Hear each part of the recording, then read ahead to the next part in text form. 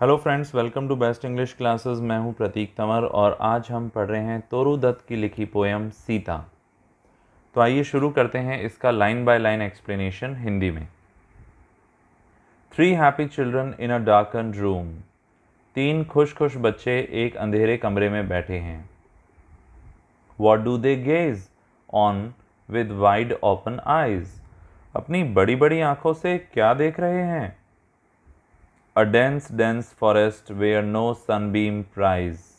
एक घना घना जंगल है जहाँ सूरज की किरण भी नहीं आ सकती। प्राय PRY एक वर्ड होता है, इसका मतलब होता है छुप के आना। तो प्राय से बना है prize. And in its centre a cleared spot, और बीच में एक खाली स्थान है। There bloom gigantic flowers on creepers that embrace, जहाँ पर खिले हैं बड़े बड़े फूल बेलों पर जो लिपटे थे। क्रीपर्स यानी बेल और एम्ब्रेस यानी गले लगाना। तो यहाँ पे 3 छोटे छोटे खुश खुश बच्चे हैं जो एक अंधेरे से कमरे में बैठे हैं और बड़ी बड़ी आंखें फाड़ फाड़ के एक कहानी सुन रहे हैं।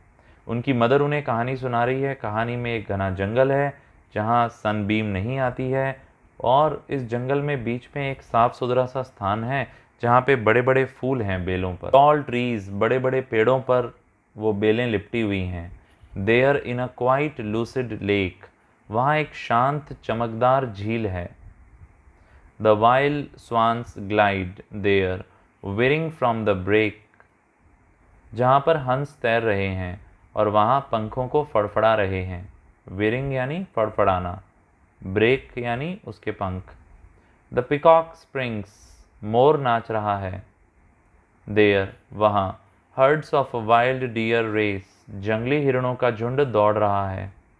देयर वहाँ patches gleam with yellow waving grain, जहाँ पीला अनाज हिल रहा है और चमक रहा है। ग्लीम यानी चमकना और वेव यानी हिलना। There blue smoke from strange altars rises light, वहाँ पे नीला धुआं निकल रहा है विचित्र वेदियों से, उठ रही है रोशनी। वेदी क्या होता है? जहाँ पे यज्ञ होता है उसे अल्टर भी कहते हैं। देयर वहाँ dwells in peace the poet anchorite, वहाँ पर निवास है, शांति से रहते हैं सन्यासियों में जो सबसे श्रेष्ठ हैं, वाल्मीकि, उनका स्थान है। वो ड्वेल करते हैं यानी रहते हैं, निवास करते हैं। But who is this fair lady, पर कौन है ये सुंदर औरत? Not in vain she weeps, व्यर्थ में नहीं वो रोती है। For lo at every tear she sheds, उसके हर एक आंसू गिरने पर tears from 3 pairs of young eyes fall amain, 3 जोड़ी छोटी आँखों से भी आंसू गिरते हैं। यानी जब एक एक आंसू सीता माता गिराती है तो उनकी कहानी सुनने वाले ये 3 बच्चों की आंखों से भी आंसू गिरते हैं। एंड बोर्ड इन सोरो आर द 3 यंग हेड्स, और झुक जाते हैं। बो मतलब झुक जाना, सोरो में यानी दुख में, 3 छोटे sir. It is an old old story and the ले, एक पुरानी पुरानी कहानी है। एंड द ले which has evoked sad Sita from the past, जिसने बुलाया है, बताया है दुखी सीता को भूतकाल से, उनकी याद दिलाई है।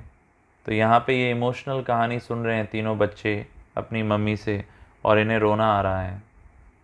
Is by a mother son this hushed at last, जिसे माँ गाती है फिर अंत में उन्हें चुप कराती है। हश यानी चुप कराना।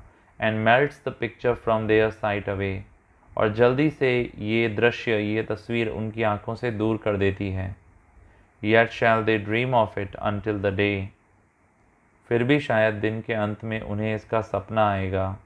When shall those children by their mother's side, जब ये बच्चे होंगे अपनी माँ के बगल में। Gather इकट्ठे होंगे। Me as erst at Eventide, ये फ्रेंच भाषा में से लिया गया है कि कहानी ख़त्म करके बच्चों को गले लगा लिया माँ ने। तो दोस्तों, ये 3 बच्चे कौन हैं? ये 3 बच्चे हमारी पोइटेस खुद हैं तोरू दत्त, और उनके भाई बहन आरू और अबजू, जिनकी कम उम्र में ही डेथ हो गई थी। और तोरुदत्त उन्हें मिस कर रही है और बचपन को याद कर रही है, नॉस्टैल्जिक हो रही है। आज के लिए बस इतना ही, जल्दी फिर मिलेंगे एक और टॉपिक के साथ। Thank you so much.